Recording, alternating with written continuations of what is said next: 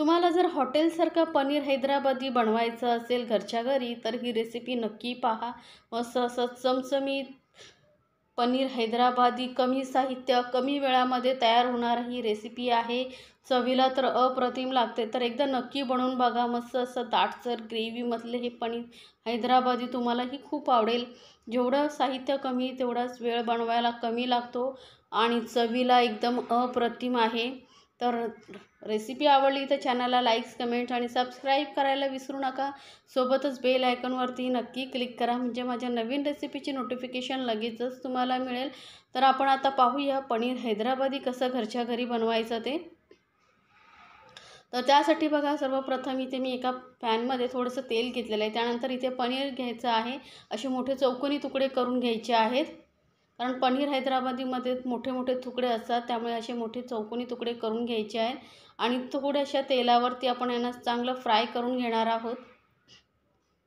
तर गॅस एकदम लोवरती ठेवायचा आणि लो फ्लेमवरती आपण थोडंसं ना या पनीरला लालसर कलर येईपर्यंत तळून घेणार आहोत। त्यामुळे काय होतं, पनीर चवीला खूप छान लागतं। याला मीठ वगैरे काहीही लावायची गरज नाही, फक्त असं डायरेक्ट आपण पनीर तळून घेणार आहोत। तर मध्ये मध्ये असं व्यवस्थित अलटून पलटून आपण याला चारी बाजूने चांगलं फ्राय करून घेणार आहोत। तर बघू शकता हलका हलका कलर चढत चाललेला आहे, तसंच आपण सर्व बाजूने अलटून पलटून याला फ्राय करून घेऊया। तर पनीर बघू शकता आपलं मस्त कलर आलेला आहे, इतपत कलर येईपर्यंत आपण हा फ्राय करून घ्यायचा आहे। आता याला लगेचच काढून आपण थंड पाण्यामध्ये घालायचं आहे। डायरेक्ट पॅनमधून काढायचं आणि पाण्यामध्ये टाकायचं। यामुळे काय होतं माहिती आहे, पनीर सॉफ्ट राहतं।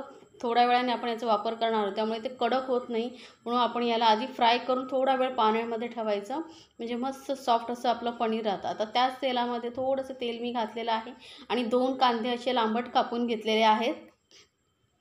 यामध्ये आपण टोमॅटोचा वगैरे वापर करणार नाही आहोत, त्यामुळे तुम्हाला ही रेसिपी नक्कीच आवडेल। तर कांदे थोडेसे हलकेसे आपण भाजून घेणार आहोत। आपल्याला ही जी ग्रेव्ही बनवायची आहे ती काय जास्त वेळ भाजत वगैरे बसायची नाही आहे। त्यानंतर इथे थोडा लसूण जास्त घालायचे आहे, 10-15 पाकळ्या मी घेतलेल्या आहेत आणि एक अर्धा इंच आल्याचे तुकडे करून घेतलेले आहेत। सोबतच 3 हिरव्या मिरच्या घेतलेल्या आहेत, मध्ये चिरा देऊन घेतलेल्या आहेत आणि त्याही आपण कांद्याबरोबर थोडं भाजून घेणार आहोत। गॅस इथे मीडियम ठेवायचा आणि मीडियम गॅसवरती आपण हे थोडंसं साहित्य थोडंसं हलकासा अजून कलर चेंज होईपर्यंत भाजून घेऊया।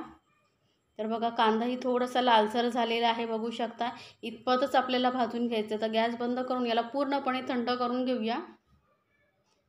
आता थंड झालेले आपलं साहित्य आपण मिक्सर जारमध्ये घालून घेऊया।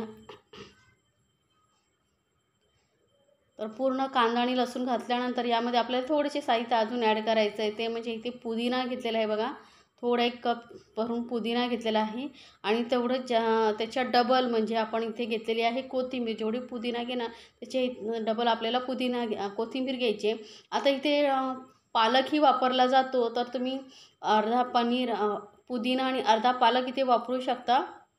आता कोथिंबीर घातल्यानंतर यामध्ये थोडंसं पाणी घालायचं, जास्त नाही, आणि एकदम बारीक वाटून घ्यायचं आहे। कारण पनीर हैदराबादी थोडी दाटसर ग्रेव्ही असते, त्यामुळे पाण्याचा आपल्याला जास्त वापर करायचा नाही आहे। तर बघू शकता एकदम बारीक अशी पेस्ट करून घेतलेली आहे। आता वळी आपल्याला अजून एक पेस्ट बनवायची आहे, त्यासाठी अर्धा कप लागणार आहे दही आणि त्यामध्ये आपण घालणार आहोत 1 चमचा धने पावडर। इथे आपण हे सर्व मसाले आपण दह्यामध्येच घालून घेणार आहोत। पाव चमचा एवढा हळद, त्यामुळे मस्त कलर येतो आपला पनीर हैदराबादीला। 1 पाव चमचा लाल मिरची पावडर घालते, कारण आपण हिरवी मिरचीही घातलेली आहे, त्यामुळे फक्त पाव चमचा लाल मिरची पावडर, पाव चमचा गरम मसाला आणि पाव चमचा आपण इथे काळी मिरी पावडर घालतो आहे। तर तिखटपणासाठी आपण काळी मिरी आणि थोडंसं लाल मिरची पावडर घेतलेलीच आहे आणि हिरव्या मिरच्याही घेतलेल्या आहेत। सोबतच अर्धा चमचा कसुरी मेथी घेतलेली आहे। कसुरी मेथी तव्यावरती थोडीशी गरम करून हाताने चुरा केला की अशी पावडर त्याची तयार होते। आता हे सर्व साहित्य आपण व्यवस्थित मसाले जे आहेत दह्यामध्ये मिक्स करून घेऊया। थोडंसं दाटसरपणा वाटतं, त्यामुळे थोडंसं पाणी घालायचं, 1-2 चमचे मी पाणी घातलेलं आहे आणि याला चांगलं फेटून घेतलेलं आहे बघा। मसाले आपले चांगली पेस्ट तयार झाली आहे दह्यामध्ये। तर आता परत पॅनमध्ये मी थोडंसं तेल घेतलेलं आहे, त्यानंतर यामध्ये खडे मसाले घ्यायचे आहेत, काळी मिरी, लवंग, तेजपत्ता, दालचिनी, जिरं, काळी वेलची आणि हिरवी वेलची, हे सर्व साहित्य तुम्हाला घ्यायचं आहे। यामुळे चव खूप छान येते खड्या मसाल्यांची। आता हे जे मसाले आहेत आपण तेलामध्ये परतून घेणार आहोत. तर थोडं जिरं घ्यायचं, छान लागतं. जिऱ्याचं प्रमाण थोडंसं वाढवलेलं आहे मी. आता हे मसाले आपण तेलामध्ये चांगले भाजून घेणार आहोत. तर गॅस इथे एकदम लोवरती ठेवलेला आहे. लो गॅसवरती आपण हे मसाले, खडे मसाले आहेत, भाजून घेणार आहोत. आपण यामध्ये गरम मसाल्याचाही वापर केलेला आहे, तरी पण खडे मसाले नक्की घाला. खडे मसाल्यामुळे जे भाजीला टेस्ट येते ना, सुगंधही छान येतो, तोही आपल्याला मस्त वाटतो. आता मसाले थोडेसे परतले गेल्यानंतर आपण जी ग्रेव्ही वाटून ठेवली होती ती घालून घ्यायची आहे. कांदा, आलं, लसूण आणि कोथिंबीर, पुदिन्याची ती घालून घेऊया आणि थोडा वेळ आपण तेलामध्ये याला चांगलं असं परतून घ्यायचं आहे. म्हणजे पूर्ण साहित्यांचं जे आपण यामध्ये पुदिना, कोथिंबीर वापरली आहे त्याचा कच्चेपणा निघून जाईल. थोडा वेळ आपण 1-2 मिनटं आपण चांगले हे मिक्स करून घेणार आहोत. सतत मिक्स करत राहायचं, नाही तर खालून लागू शकतात. तर याला कवर करून फक्त 2 मिनटं शिजवून घेऊया, म्हणजे ग्रेव्ही छान शिजली जाईल. तर बघू शकता ग्रेव्ही छान शिजली गेली आहे. साईडने तेलही सुटलेलं आहे, म्हणजे ग्रेव्ही जी आहे चांगली तेलामध्ये परतली गेलेली आहे. तर परत मिक्स करून घ्यायची आहे. सुगंध एवढा सुंदर सुटला आहे ना की तुम्हाला असं वाटेल बनवतानाच पटकन खाऊ का, एवढं जबरदस्त टेस्टी लागतं हे पनीर हैदराबादी. आता हे जे आपण दह्यामध्ये मसाले मिक्स करून ठेवले होते तेही मी घालून घेते आणि फटाफट मिक्स करायचं आहे. दह्यामध्ये मसाले मिक्स केल्यामुळे काय होतं, दही फाटत नाही. त्यामुळे दह्यामध्ये मसाले मिक्स करून घ्यायचे. फक्त मीठ नाही घालायचं.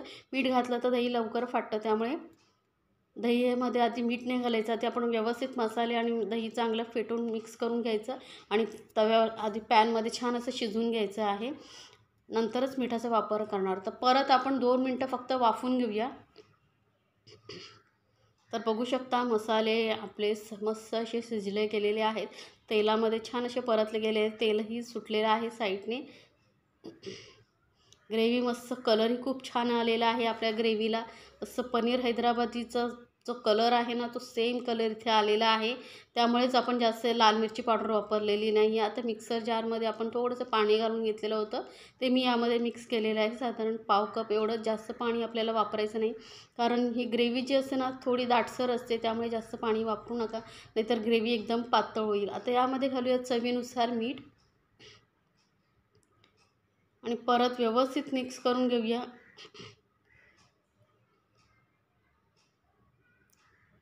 बघा, तर सर्व साहित्य घालून आता आपलं झालेलं आहे, मिक्स झालेलं आहे.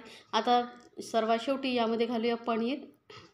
तर पनीरमधलं सर्व पाणी मी काढून टाकलेलं आहे आणि फक्त पनीर आपल्याला इथे वापरायचं आहे.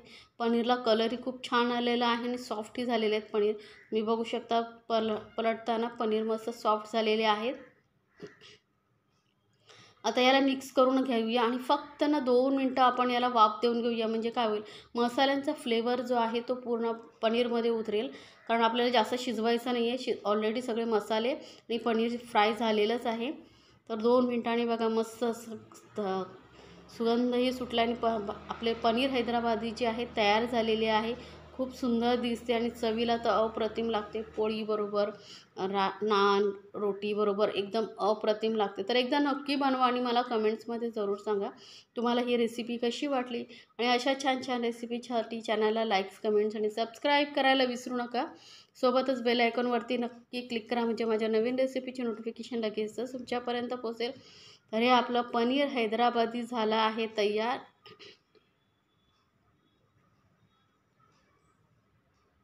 जर रेसिपी आवडली तर तुमच्या फ्रेंड सर्कलमध्येही जरूर शेअर करा, म्हणजे त्यांना ही रेसिपीचा आनंद घेता येईल.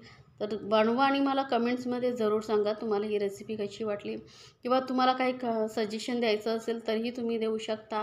तुम्ही ही रेसिपी कुठल्या शहरातून पाहताय तेही मला कळेल. तर नक्की बनवा आणि मला कमेंट्समध्ये जरूर सांगा.